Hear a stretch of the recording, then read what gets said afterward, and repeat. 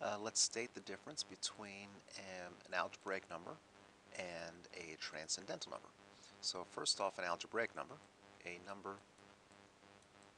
alpha is algebraic.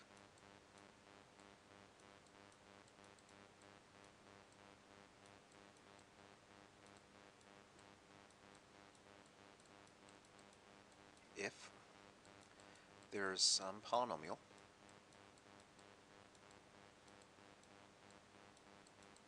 actually a non-zero polynomial,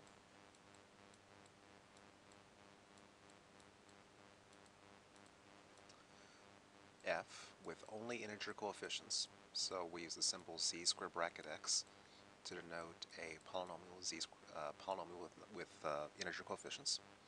So that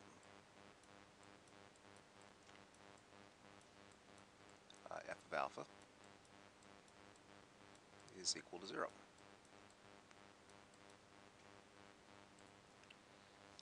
And a number that is not algebraic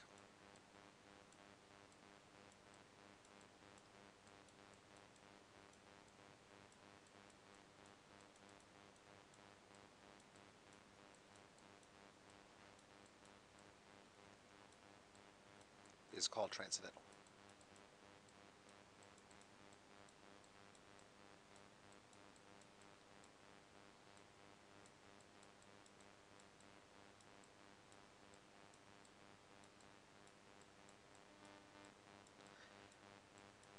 And let me talk about a little bit about the different types of numbers that we have encountered.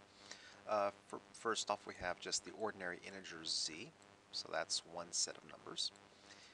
The integers z are a subset of the rational numbers q. So there are numbers that are rational but are not integers, like 1/2. Now, as it turns out, and we'll talk about this in some of the other videos in this section, the set of rational numbers is also a subset of the set of algebraic numbers.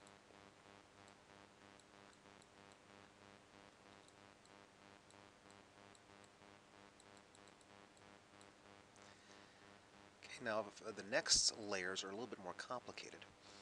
Every number that is rational is a real number, but there are algebraic numbers that are not real. So let me denote like this the set of real numbers.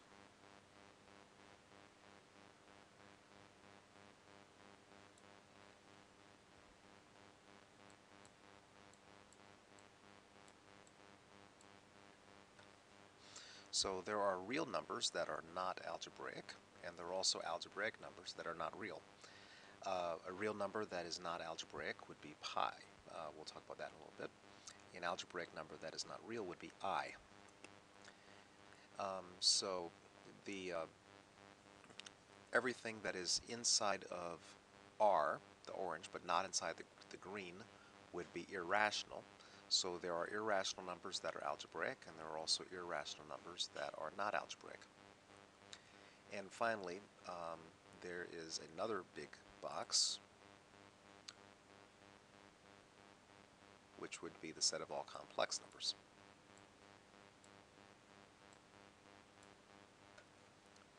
So this is just kind of to give you a picture of the different types of sets that we've encountered in this class, and also just kind of how they kind of fit together.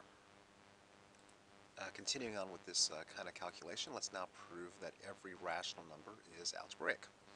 So let x be equal to m over n, where m and n are both integers.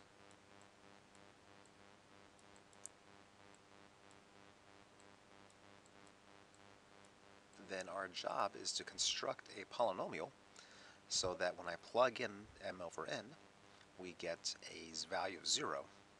And also we need to make sure that this polynomial only has integer exponents. So let f of x, and poor choice of letters here. Let me replace the x here with the Greek symbol alpha.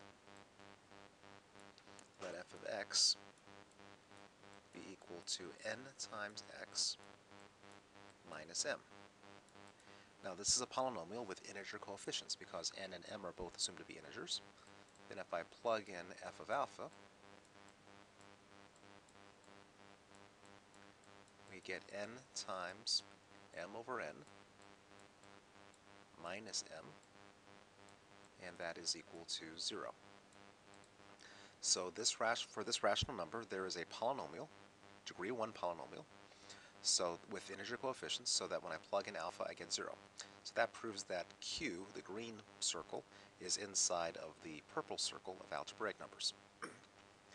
Okay, now name without proof a real number that is irrational but algebraic. So the canonical example here would be square root of 2.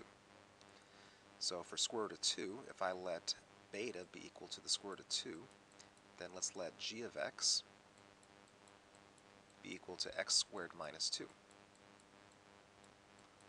Then if I plug in square root of 2, I get 0. So here I have a different polynomial with integer coefficients, except this time the polynomial has degree 2 as opposed to degree 1. So this is an example of an irrational number, a number that is outside of Q, but it is still algebraic. So square root of 2 would be an example of a number that is outside of Q, but it remains algebraic. Finally, let's name without proof two real numbers that are transcendental, but are not algebraic, and are not algebraic. The canonical examples here would be pi and e. It turns out there is no polynomial that has either one of those as a root that has the polynomial with only integer coefficients. So pi and e would be numbers that would be out here. They are real numbers, but they are not algebraic numbers.